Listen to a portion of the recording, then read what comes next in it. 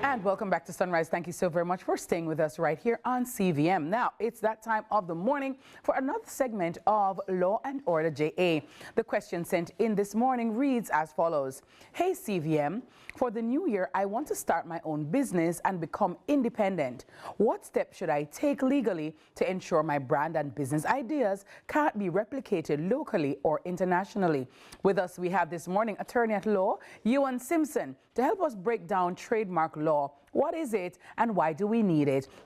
As well as how to lock in our ideas, both locally and internationally. Ewan, good morning and welcome to Sunrise. How are you? Good morning, I'm great. It's always a pleasure to be here. Very well, counsel. So, Ewan, especially in this day and age of, the digital space where the world has shrunk and now we can be in multiple countries and places all at the same time. People have products, they have ideas, and people are putting them out on the internet especially. How can we protect ourselves by getting our trademarks? First of all, what is trademarking, and how do we go about doing this? All right, so let's start with the basic definition. A trademark. A trademark is a mark, as simple as it sounds, that represents a business or that represents a product. So it is basically branding. Everybody talk about brands. It is basically branding.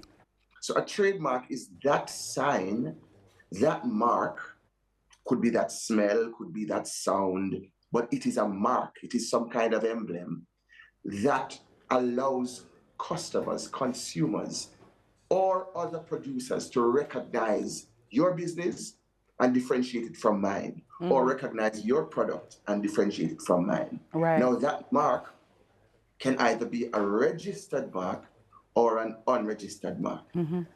So it is unregistered if you have not gone to the trademark office, in that case, in Jamaica, our Jamaica Intellectual Property Office. If you have not gone to the Jamaica Intellectual Property Office and registered it, you are using an unregistered mark. And that has all sorts of pitfalls, especially early in the day in the use of the mark. But that's why we encourage very early for persons to go and register their marks. Right. But I'm not getting ahead of the process. I'm saying definitely the mark is that which you use to identify one product or one undertaking or business as against another. Let me ask this, Ewan. So what if, for example, somebody has been using a mark all this time, they didn't register it, unfortunately, and then somebody else comes now with a similar mark or a similar business idea and they have their mark, how can that be resolved? Well, there are several ways to resolve it because marks are protectable in classes and categories. So, for example, if you have a mark that is representing food services, for example, and someone comes and uses a similar mark that's representing, let's say, garments, or that is representing teaching and instruction, some kind of educational institution, they might not necessarily have a challenge with cohabiting in this space. But of course, everybody wants to do merchandise now. So the food business might want to do memorabilia. And the school might want to do memorabilia. Now we have a problem. Right. You get what I'm saying? Because we register marks in classes and categories. Very well. So someone can have a similar mark. It just must not be for a similar set of services. You mentioned that you can trademark a smell, or it can be you said smell and or sounds, right? Yes. So talk to us a little bit about that. What exactly is trademarkable, so to speak? Say, for example, Jamaicans, we do a lot of dancing. Maybe you have a particular choreography. Is that trademark? Can that be trademarked? Well, choreography generally is protected in copyright because there's a difference between trademarks and copyrights. I was about to ask that. Yes, trademarks are really about identifying businesses or products, and it is simply that mark which says this is X product or this is Y product. Now, copyright really is talking about the actual literary or artistic work. That is to say, the dance, the move, the song, the piece of poetry, the words, the film, the book, the work of sculpture or painting.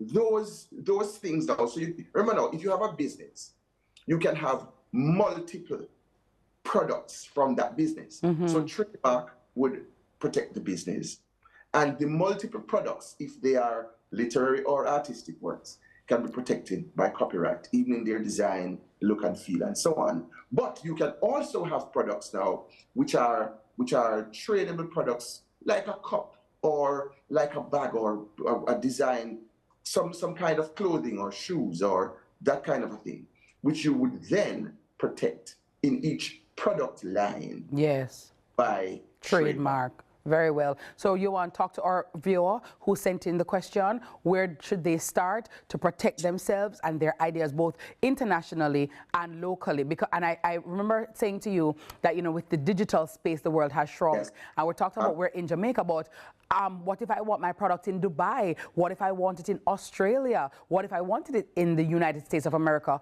How do I trademark my product in those other areas?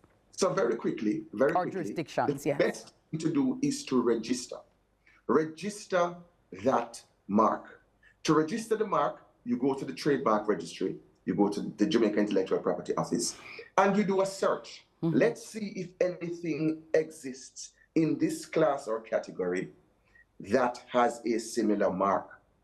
Once you've found out that that is not so, that doesn't exist elsewhere, or you've had to tweak your idea for the mark, you register it. Now, you want to be able to register it. Thankfully, Jamaica is a member of the Madrid Protocol, and that's a long way of saying we're part of a treaty that protects globally trademark. And so in that regard, you can request simultaneous registration in other parts of the world. Do you have to pay for that? You have to pay for it. Only salvation comes free. But, yes. Right? You have to pay for it. But the truth is that you always did. This simultaneous registration process is what will allow you to do it right now. Instead of having to wait, there was a time when you would have to go and make individual applications. You have to find some trademark agent in somewhere in Kuala Lumpur to register your thing in Malaysia. And you have to find somebody in Watawele to register it in, So now all you have to do is to go to the trademark registry in Jamaica and say, I want to register this brand here.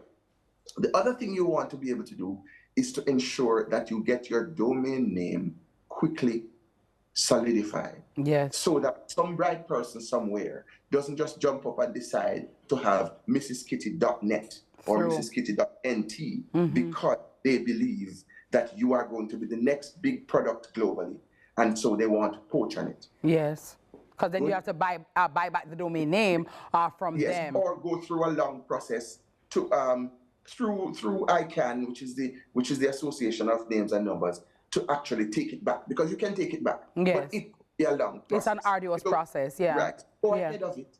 Ensure that you have your domain names locked. Ensure that you register your trademark and locally, because the truth is, trademarks are what we call territorial. You can your trademark, but usually the registration is for one particular geographical or political area. So you register Jamaica for Jamaica. If you want it in the US, you have to register in the US. Through the Madrid Protocol, we can register simultaneously in multiple jurisdictions. I like that. So, all right, Jon, let me just ask you finally quickly before we go. What if somebody, for example, has a domain name or they have a trademark, but they've sat on it for 50 years, not really doing anything with it? Maybe they had a bright idea, but they never bothered with it or whatever. Is there like a tenure or a length of time or period of time that it will expire? Like, okay, after 50 years, and use it, you want, bye. Yes. I mean, the truth is that trademarks are supposed to be used. That's the reason why you register them. Right. And that is why if you haven't registered it, but you are using it, there is some amount of protection that you get. However, even if you register it, the life of that registration is 10 years.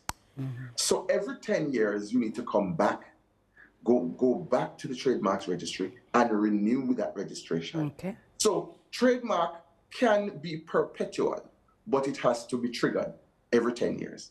Every 10 years, you re-register or renew. that registration. Very well. Thank you so very much, Johan. And just for the purpose of my viewers, quickly, Johan, where is the Jamaica Intellectual Office located, please? The Jamaica Intellectual Property Office is located in the Jampro building that is at the corner of Braemar Avenue and Trafalgar Road. Very well. Thank you so much, sir. Thank you for your information. Very, very, very articulately put, and I'm quite sure helpful to all of us. Thank you so much. Always a pleasure, my friend. Lovely. That was Attorney at Law Johan Simpson. Remember to keep those legal questions coming by sending them to our socials at Sunrise CVM. And I hope that you found that information very valuable, all right? And I hope you are writing it down. Remember, guys, important to write it down so that you remember. We'll be right back with more right here on Sunrise.